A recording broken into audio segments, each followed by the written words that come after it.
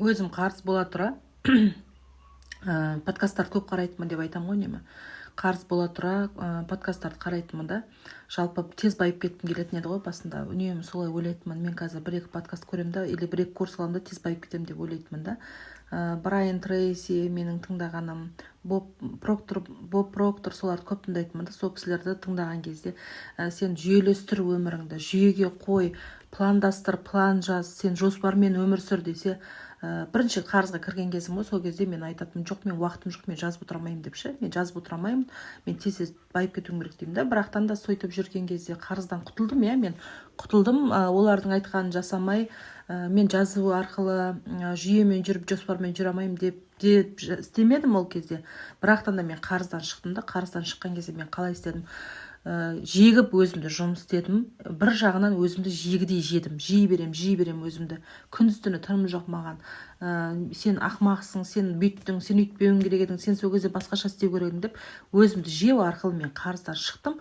Бірақ өкінішке орай сол қарыздан құтылып болған кезімде онкологический жаман аурумен ауырдым. Негізі бұл ауру психосоматикадан, өкпеден, реніштен келетін ауру деп түсіндіріп айтады ғой, содан кейін де менде қарыздар болды. Одан кейін де мен бизнес жасадым, сауда жасадым, қарыздар болды да. Мен содан опыт алдым, нәтижеге шықтым. Мен содан сабақ алдым да, олай өзіңді жегідей жеуге болмайтынын, бәрін жүйелеумен жоспар арқылы шығу керек екен. Ақшаны қалай жинауға болады, қарыздан қалай құтылуға болады, қанша пайызын жинау керек, қанша пайызды өзіңе жұмсау керек дегенге мен бәрібір соған келдім да. Бәрібір жүйемен жүруге, жоспармен жүруге, қалай жоспар жасау керек, айға қалай жоспар жасау керек, ақшаны қалай жинау керек, қарыздан қалай құтылу керек дегенге Алланың қалауымен бәрібір соны, сол подкасттарды, көрген подкасттарымды, оқыған кітаптарымды бәрі өміріме енгізу арқылы жақсы өмірге жеттім. Мүмкін біреулеріңізге бұл пайдалы болады, біреулеріңіз мүмкін тыңдағыңыз келмейді. Мен ешкім емеспін сіздерге.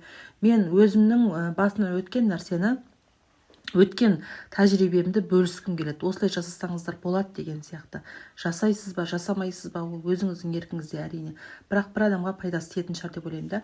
Бір кездері осыдан 5 жыл бұрын соны жасамаймын, мен олай жасамаймын деп те қарыздан шықтым. Бірақ өзімді қинау арқылы, қорлау арқылы өзімді табалап елмен бірге да. Ал одан кейінгі жағдайда мен соны өміріме енгізе отыра, тағы да сондай қарыздар болған кезде, қарыз емес қой енді, кредит алып бизнес бастаған кезде соны құйып шықтым да, төлеп шықтым. Бірақ жеңіл түрде, өзімді қинамаған түрде. Осылай жасасаңыздар болады. Сау болыңыздар.